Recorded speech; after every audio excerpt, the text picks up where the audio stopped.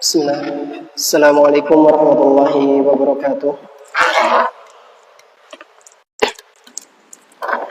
Alhamdulillahirabbil alamin.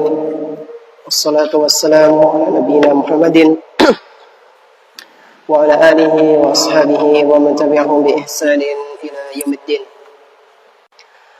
Alhamdulillah, segala puji bagi Allah Subhanahu wa taala, di mana Dia telah memberikan kepada kita semuanya nikmat yang begitu banyak.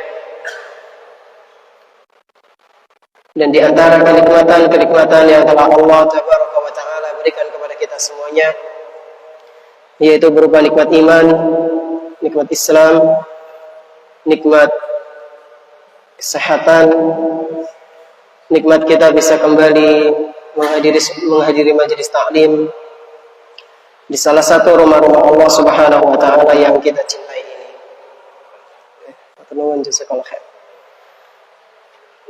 Kita berharap kepada Allah Tabaraka wa taala semoga Dia berkenan memberikan kepada kita semuanya ilmu yang bermanfaat sehingga bisa kita amalkan dalam kehidupan sehari-hari dan menjadi bekal kita kelak ketika berjumpa dengan Allah Tabaraka wa taala di hari akhir nanti. Salawat beserta salam semoga senantiasa tercurah limpahkan kepada Nabi kita yang tercinta, Nabi Muhammad sallallahu alaihi wasallam, serta para keluarganya, para sahabatnya dan umatnya yang senantiasa mengikuti sunnah-sunnah beliau hingga hari akhir nanti. Jemaah sekalian yang semoga senantiasa dimuliakan oleh Allah Subhanahu wa taala. Qadarallahu ma syaa fa'al. Guru kita, ustaz kita, Ustaz Abdurrahman Al-Khairi hafizahullah taala sedang berhalangan hari ini karena beliau sedang menunaikan sebuah ibadah yang istimewa, yaitu umroh. Sehingga kemarin beliau menghubungi kami, memberikan amanah kepada kami untuk menggantikan sementara. Jadi insya Allah di pertemuan yang akan datang beliau akan mengisi lagi. Kita doakan saja semoga beliau pulang ke Indonesia dalam keadaan sehat, selamat, amin. Dan juga umrah beliau menjadi umrah yang mabrurah, yang diterima oleh Allah Subhanahu wa taala. Allahumma amin. Nah, jemaah sekalian rahimani wa rahimakumullah. Pada kesempatan yang berbahagia kali ini kita akan sedikit membahas tentang keistimewaan orang yang bertawakal hanya kepada Allah Subhanahu wa taala. Keistimewaan tentang orang yang bertawakal hanya kepada Allah Subhanahu wa ta'ala. Sebelum memasuki ke materi, Pak, Bu, dan jamaah sekalian, azani Allah wa iyyakum, saya ingin bertanya. Kalau misalnya ada seseorang dia pengen daftar kerja, dan di depan matanya itu ada dua pilihan. Yang satu bisa langsung kerja tanpa adanya tes, dan satunya ada ujian, ada tes, nggak bisa langsung kerja. Nah, yang pilihan pertama ini bisa langsung kerja, dan pekerjaannya sama, gajinya sama, tempatnya dekat. Misal. Kira-kira orang ini bakal milih yang mana, Pak, Bu? Pilihan yang pertama. Kenapa? Orang ribet nih, orang kesuwen langsung plus bisa kerja. Pada umumnya orang pasti akan seperti itu. Kulo lan panjenengan kalau ada pekerjaan seperti itu, daftar cuma andong nama langsung plus minggu, pasti seneng. Kita akan seneng, kita akan dapat langsung kerjaan. Kalau adanya tes kan ditanya-tanya, interview. Setelah interview nanti ada saingannya, orang yang lain datang, kita maras, kita takut. Takut kenapa? Takut gagal, takut tidak diterima dalam suatu perusahaan atau kerjaan yang kita inginkan. Nah, jamaah sekalian, azani Allah wa iyyakum, sudah seharusnya, sudah semestinya bagi kaum muslimin, bagi kaum mukminin, ketika masuk surga, ketika ingin masuk ke dalam surga, dia harus cerdas, dia harus bisa menjadi salah satu orang yang masuk ke dalam golongan masuk surga tanpa hisab, tanpa azab.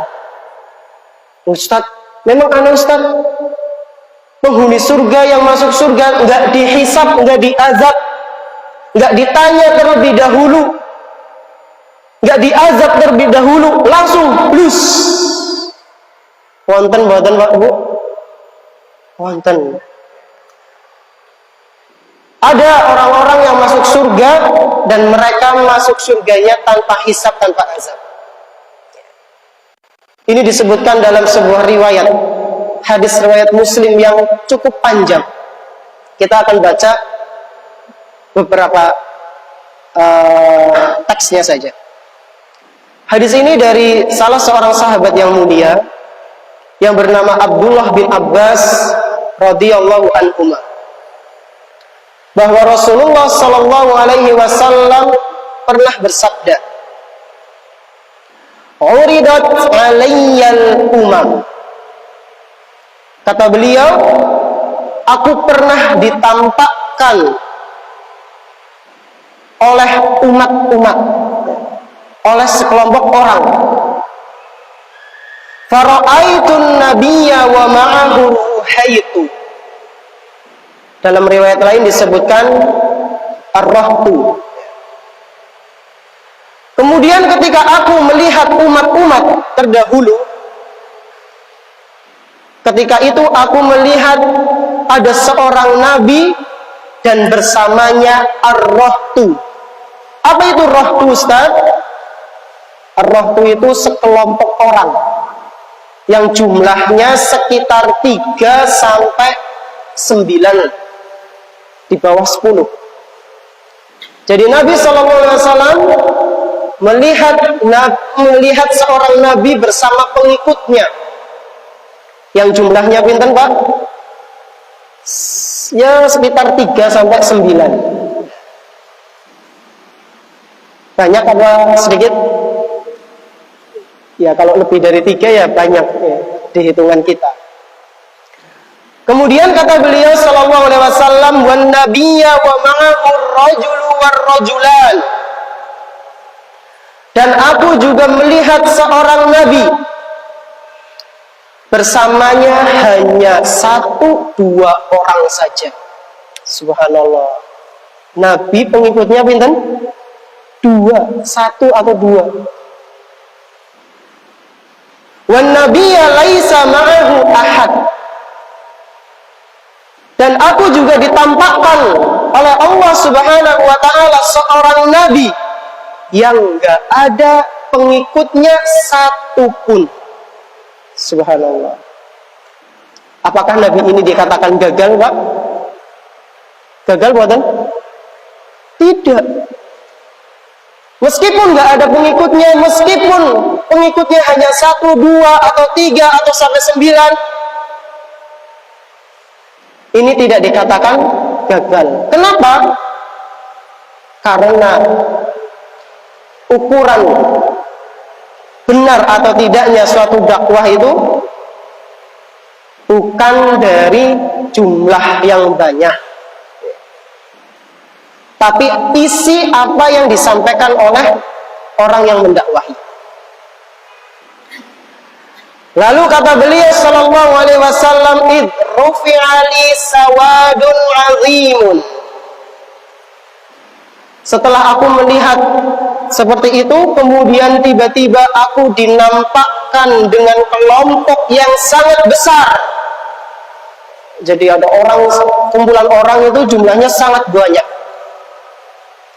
Fadhanantu annahum ummati. Dan aku mengira bahwa kelompok tersebut adalah umatku. Nabi SAW mengira, umatku ini, karena soalnya jumlahnya sangat banyak. Maka dikatakan kepada beliau, faqila li hadza Musa sallallahu alaihi wasallam wa qaumuhu. Wahai Muhammad, ini adalah Musa dan kaumnya. Subhanallah. Berarti banyak ya jemaah sekalian. Walakin unzur ilal ufuq.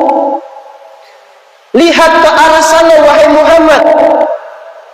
Fanadhartu fa idza sawadun azim. Maka aku pun melihat ke arah yang ditunjukkan kepadaku, dan ternyata di sana ada jumlah umat yang jauh lebih banyak. Subhanallah. Umatnya jauh lebih banyak dari umat sebelumnya. Sawadun azim. Faqila li hadhihi ummatuka wa ma'ahum sab'una alfan yadkhuluna al-jannata bighairi hisabin wala 'adzab. Lalu dikatakan kepada Nabi Muhammad, wahai Muhammad, ini adalah umatmu, dan ada di antara mereka yang masuk surga sebanyak 70.000 orang tanpa hisab, tanpa azab. Kira-kira kita masuk enggak, Mbak Bu? Jumlah sahabat itu berapa? Banyak. Bahkan kata salah seorang ulama hadis, ya, Al-Iraqi rahimahullahu ta'ala, beliau mengatakan jumlah sahabat itu nggak terhitung jumlahnya. Jika seandainya dihitung dengan nama-namanya itu dihitung, dikumpulkan dalam satu buku, nggak akan muat buku itu. Jadi jumlahnya sangat banyak. Kira-kira kita masuk enggak? Kita lanjutkan hadisnya. Summa nahadu fadakhala manzilahu. Lalu Rasulullah sallallahu alaihi wasallam pun beranjak pergi dari tempat tersebut. Fadakhala manzilah, dan beliau pun masuk ke dalam rumahnya. Fakhadan nasu fi ulaika alladziina yadkhuluna al-jannata bighairi hisabin wala 'adzabin. Ketika Nabi sallallahu alaihi wasallam masuk ke dalam rumah, orang-orang ribut dalam artian membicarakan siapa saja kira-kira orang yang masuk surga tanpa hisab, tanpa azab. Jadi para sahabat mereka saling bertanya-tanya, kira-kira siapa ya? Kira-kira siapa? Kemudian disebutkan di sini, faqala ba'duhum fala'allahumul ladzina sahibu Rasulullah sallallahu alaihi wasallam. Sebagian dari mereka ada yang mengatakan, mungkin yang masuk itu adalah para sahabat Nabi sallallahu alaihi wasallam. Mereka yang senantiasa menemani Rasul sallallahu alaihi wasallam. Ini pendapat yang pertama. Lalu ada juga yang mengatakan, wa qala ba'duhum fala'allahumul ladzina wulidu fil islami wa lam yusyriku billah. Ada juga sebagian dari mereka yang mengatakan, mungkin mereka adalah orang-orang yang lahir dalam keadaan Muslim, keadaan Islam, dan mereka tidak mempersekutukan Allah. Ini yang kedua. Jadi ada sebagian yang mengatakan 70.000 itu mungkin para sahabat Nabi. Ada juga yang mengatakan, mungkin mereka yang lahirnya langsung jadi orang Muslim dan tidak mempersekutukan Allah. Wa dzakaru asya, dan sebagian yang lainnya membicarakan yang lain.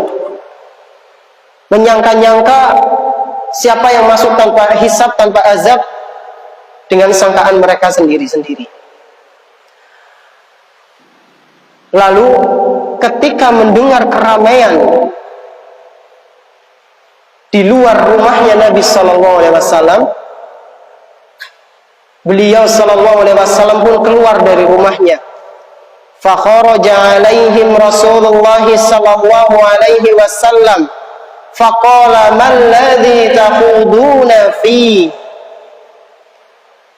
Ketika Rasulullah Sallallahu Alaihi Wasallam keluar dari rumahnya, dari kediamannya, beliau pun bertanya kepada orang-orang yang sedang membicarakan sesuatu itu. Kalian ini sedang ramai-ramai apa?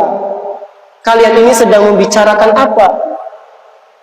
Tanya Rasulullah Sallallahu Alaihi Wasallam. Fa akhbaruhu. Maka beliau Sallallahu Alaihi Wasallam memberitahu. Maka para sahabat radhiyallahu anhum pada saat itu memberitahu tentang apa yang sedang dibicarakan oleh mereka.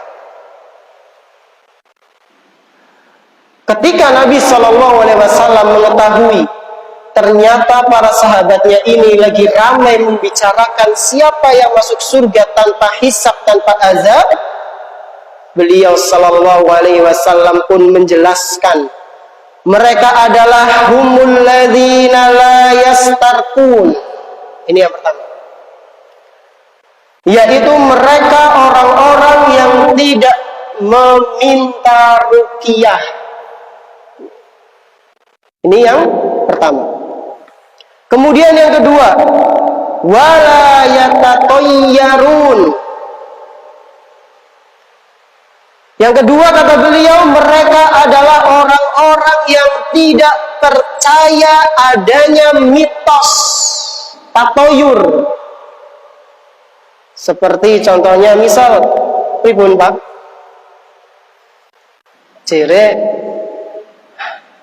nomor pinten 13 nomor sial. Atau katanya nek ngitek kodok apa? Bojone ala. Kados niku. Atau ketika nabrak kucing sial. Dia tidak percaya dengan yang seperti itu. Ini namanya tatoyur. Atau misalnya duit darah punya merpati di rumah, kenyong arep ning pasar. Kira-kira hari ini hari sialku tidak ya? Daripada bingung, boleh darah. Darahnya tanggane mana? Cekel, burna, bur. Kalau burung Bismillah.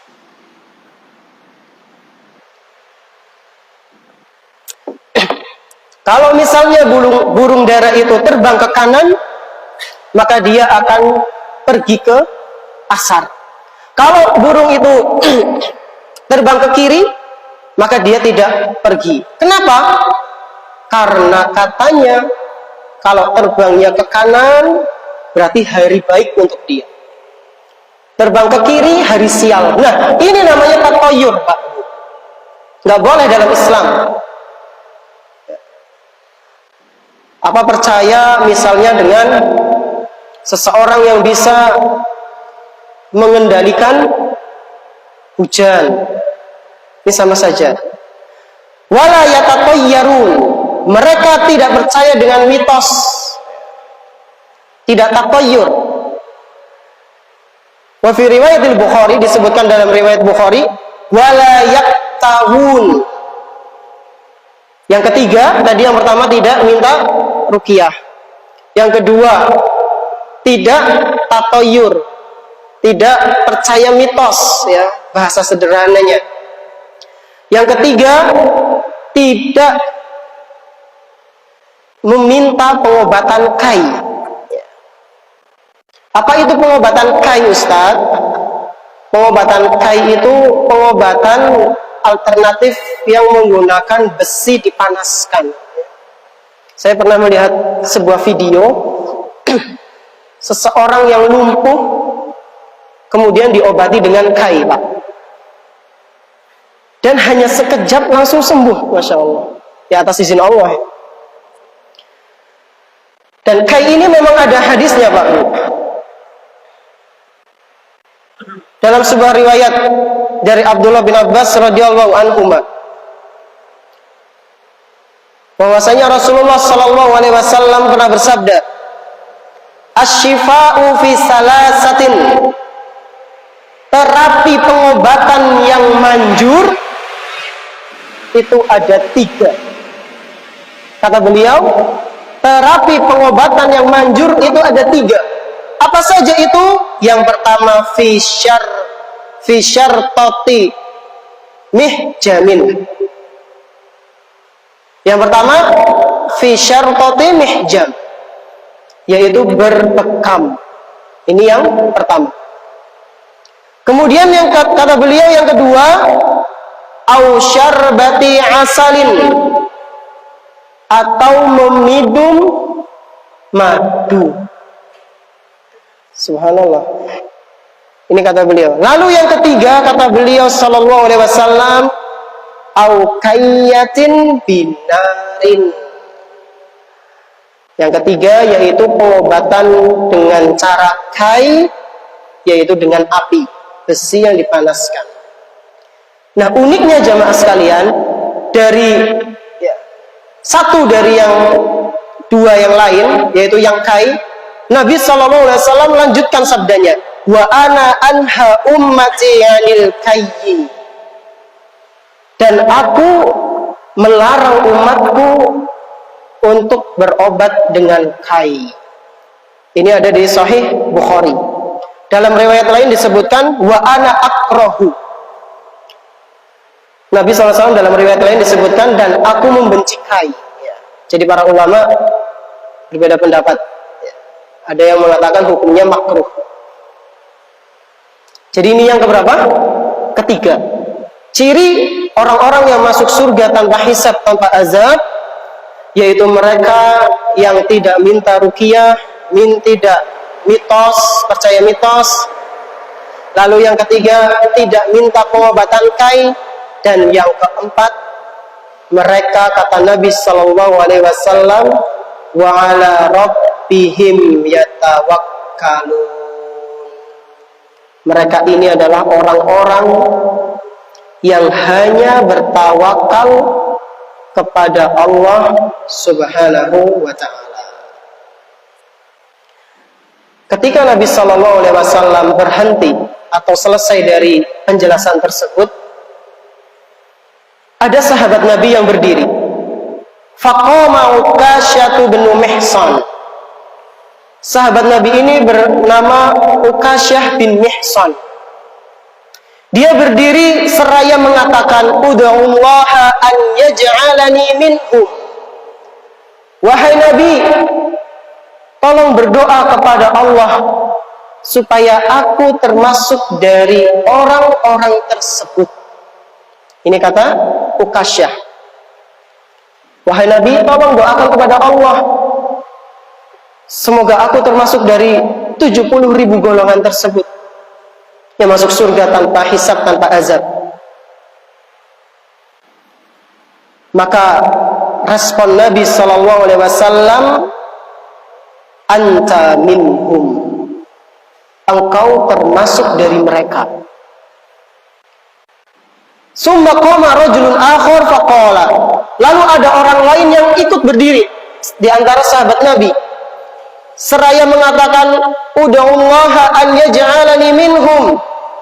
Wahai Rasul, saya juga dong, doakan aku supaya termasuk dari orang-orang yang masuk surga tanpa hisab, tanpa azab. Tolong doakan aku juga, wahai Rasul.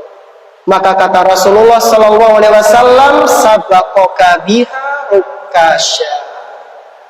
Kamu sudah didahului oleh Ukasyah.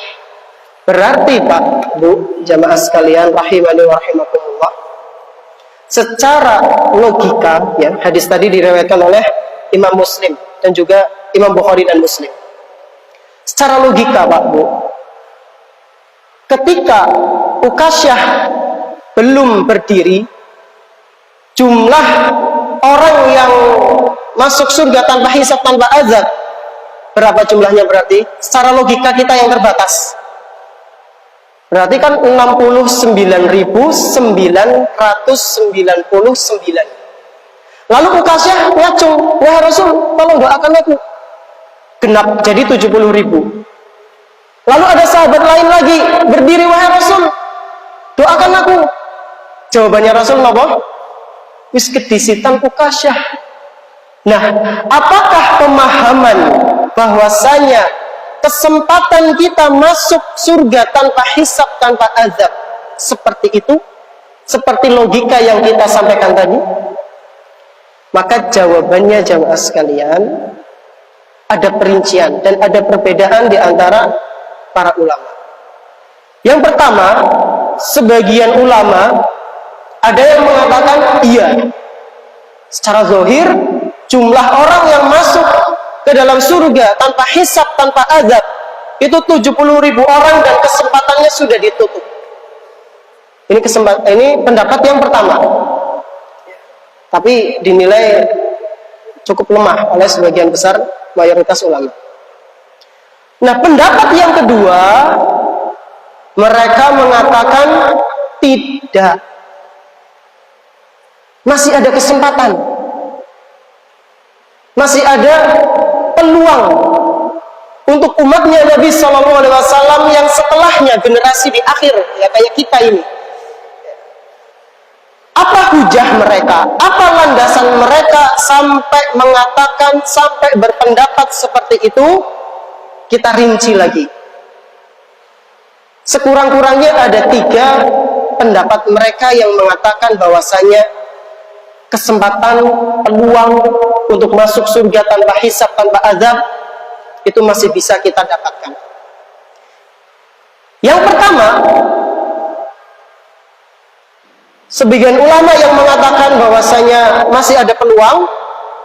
Pertama, alasan mereka atau penjelasan dari mereka, ketika Rasulullah Shallallahu Alaihi Wasallam mengatakan kowe wis kedisitan nang Ukasyah, maksud dari Rasulullah Shallallahu Alaihi Wasallam itu supaya tidak terjadi keributan yang kedua kalinya. Maksudnya apa, Ustaz? Maksudnya seperti ini. Panjenengan mungkin yang pernah ngobrol sama anak kecilnya, kita TK misalnya. Siapa yang mau permen? Pada izin. Wacung siji. Saya Ustaz. Oh siji nih. Saya Ustaz siji jadi rame lagi. Nambah satu. Nah, Nabi SAW pada saat itu tidak mau seperti itu. Maka ketika itu beliau langsung tutup. Sudah kedahuluan Ukasyah. Dan lafadznya Nabi mengatakan sudah kedahuluan Ukasyah, bukan mengatakan sudah nggak ada peluang. Dan ini yang disampaikan oleh Syekh Al-Syekh dalam kitabnya At-Tamhid. Jadi ini alasan yang pertama, bahwa masih ada peluang bagi orang-orang di luar 70.000 itu. Nabi SAW tidak ingin ada keributan kedua kalinya. Ini yang pertama. Kemudian yang kedua, landasan para ulama yang mengatakan bahwasanya masih ada peluang bagi kita, bagi umatnya yang akan datang, yaitu ungkapan orang-orang Arab zaman dahulu itu kalau mengatakan 70.000 atau 70 kali, atau pokoknya yang 777 itu menunjukkan bilangan yang tak terbatas. Contohnya apa Ustaz? Contohnya seperti yang Allah Subhanahu wa taala firmankan dalam surat At-Taubah ayat ke-80. Ketika Allah Subhanahu wa taala menyampaikan kepada Nabi sallallahu alaihi wasallam bahwa kamu kalau memintakan ampun kepada orang-orang munafik yang akidahnya rusak, menampakkan keislaman tapi aslinya ingin merusak Islam. Wahai Nabi, kalau seandainya engkau memintakan ampun, memintakan maaf untuk mereka sebanyak 70 kali, tetap Allah tidak memaafkannya. Allah Subhanahu wa taala berfirman, "Istaghfir lahum aw la tastaghfir lahum." Sama saja wahai Muhammad, engkau mau memohonkan ampunan bagi mereka ataupun tidak, sama saja. In tastaghfir lahum 70 marratan falan yaghfirallahu lahum. Jika seandainya pun sampai engkau memintakan ampunan sebanyak 70 kali lipat, falan yaghfirallahu lahum, Allah tidak akan pernah memaafkan mereka. Kenapa Allah tidak memaafkan mereka? Zalika bi annahum kafaru billahi wa rasulih wallahu la yahdil qaumal fasikin. Karena mereka telah kufur, telah kafir kepada Allah Subhanahu wa taala dan rasulnya, dan Allah tidak akan memberikan hidayah, petunjuk kepada kaum yang fasik. Para ulama berpendapat bahwasanya 70 kali di sini bukan batasan. Maksudnya mau minta maaf sampai 70 kali, sampai 100 kali, nggak akan ngaruh. Jadi ini adalah cuma kata-kata yang menunjukkan nggak ada batasannya 70. Atau dalam sebuah hadis, ketika Nabi SAW bersabda, "Wallahi inni la astaghfirullah wa atubu ilaihi fil yawmi aksara min 70 marrah." Dalam sebuah riwayat Nabi SAW bersabda, "Sungguh aku bertaubat kepada Allah dalam satu hari itu sebanyak 70 kali lipat, lebih dari 70 kali lipat." Pakainya 70. Dan ini biasa orang-orang Arab pakai kata-kata seperti ini menunjukkan lebih dari itu. Ini pendapat yang keberapa, Pak? Bu? Kedua. Atau alasan mereka yang kedua, yang mengatakan bahwa masih ada peluang bagi umatnya Nabi Muhammad. Terus yang ketiga, yaitu ada hadis lain yang menjelaskan bahwa nanti kaum muslimin mendapatkan tambahan jumlah orang-orang yang masuk surga tanpa hisab, tanpa azab. Dari Thauban radhiyallahu anhu, bahwa Rasulullah sallallahu alaihi wasallam pernah bersabda, "La yadkhulannal jannata min ummati 70,000." Benar-benar akan ada yang masuk surga dari umatku, jumlahnya 70.000 orang. La hisaba alaihim wa la adzab. Mereka masuk surga tanpa hisab, tanpa azab. Ma'a kulli alfin 70,000.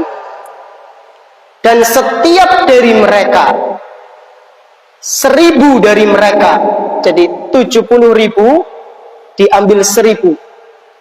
1000. Setiap 1000 dari mereka, jamaah sekalian, akan membawa 70,000. Mereka akan membawa 70.000 orang yang lainnya lagi. Subhanallah. Berarti akeh napa? Akeh. Dari 70.000 orang itu, setiap 1000 orang akan membawa 70.000 lagi. Ini dalam riwayat Imam Ahmad dan disahihkan oleh Syekhul Albani. Di riwayat lain lebih dahsyat lagi, yang diriwayatkan oleh Imam At-Tirmidzi dan dinilai sahih oleh Syekhul Albani, dari Abu Umamah radhiyallahu anhu, bahwa dia pernah mendengar Rasulullah sallallahu alaihi wasallam bersabda, "Wa'adani Rabbi an yudkhilal jannata min ummati 70,000." Rabbku telah berjanji kepadaku, kata Rasul, bahwa dia akan memasukkan umatku sebanyak 70.000 orang. La hisaba alaihim wa la azab. Mereka tidak dihisab, dan mereka juga tidak diazab. Ma kulli alfin sab'una alfan wa salasu hasayatin min hasayati.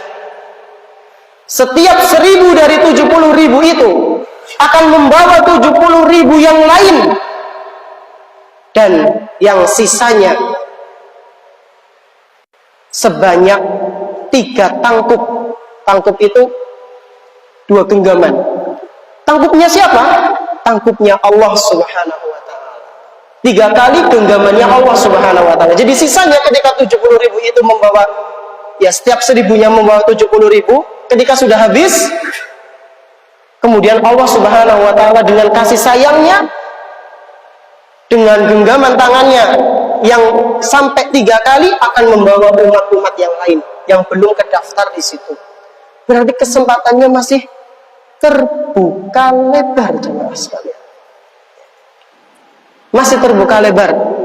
Hadis ini diriwayatkan oleh Imam At-Tirmizi dan dinilai sahih oleh Syekh Al-Albani. Maka dari itu, sebisa mungkin kita berusaha agar menjadi orang-orang yang seperti ini. Dan inilah yang disampaikan oleh Syekh bin Baz rahimahullah.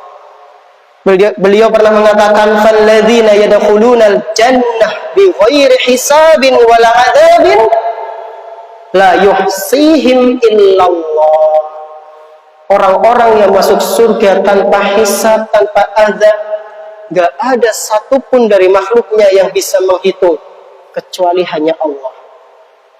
Ini motivasi bagi kita.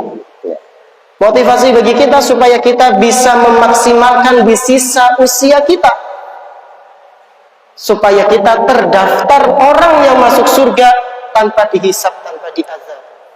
Ustaz, niki kan disebutkan di antara cirinya adalah orang yang tidak minta ruqyah. Kinyong sering jaluk ruqyah priwe Ustaz. Jemaah sekalian yang kami hormati, masalah ruqyah di sini bukan masalah perkara halal atau haram, gitu. Kalau panjenengan ikut ruqyah, minta di ruqyah nggak apa-apa. Kalau memang itu sangat dibutuhkan, misalnya abang bunyi ngigo, ya. Wis maca Quran tetep bae ngigo, ngerti-ngerti kesurupan, ya. Wis ngruqyah dewek, wis masih tahunan, kayaknya lah nggak efek, akhirnya minta ruqyah mboten napa-napa. Cuma ya kesempatannya sangat kecil, ya. Lebih besar kesempatan orang yang belum pernah melakukan 4 tadi. Tidak minta ruqyah, tidak minta dikai, tidak tatoyur, mitos, dan yang terakhir bertawakal kepada Allah. Berusaha kemudian menyerahkan hasilnya hanya kepada Allah. Uduming menentok. Jadi kalau mau ruqyah ya monggo. Mboten napa-napa, cuma ya kesempatannya itu. Tinggal diperbanyak lagi amal solehnya. Jemaah sekalian rahimani wa rahimakumullah. Mungkin ada yang bertanya, Ustaz, kenapa 4 golongan itu, Ustaz? Yang mereka ini mendapatkan, ya bukan ancaman ya, bisa kita katakan mungkin sempit dalam mendapatkan keutamaan masuk surga tanpa hisab. Karena biasanya orang yang minta ruqyah tawakalnya itu condong ke makhluk, ya. Sehingga Allah Subhanahu wa ta'ala menegur orang-orang yang seperti itu melalui sabda Nabi-Nya sallallahu alaihi wasallam agar tidak bermudah-mudahan dalam meminta ruqyah. Jadi kesimpulannya jemaah sekalian, inilah keistimewaan orang yang tawakal kepada Allah. Dia akan masuk ke dalam surga tanpa hisab, tanpa azab, dan kita berharap semoga kita termasuk dari golongan-golongan tersebut. Mungkin ini yang bisa kami sampaikan. Terima kasih atas perhatiannya. Kita tutup dengan doa kafatul majlis. Subhanakallahumma wa bihamdik asyhadu an la ilaha illa anta astaghfiruka wa atubu ilaik. Assalamualaikum warahmatullahi wabarakatuh.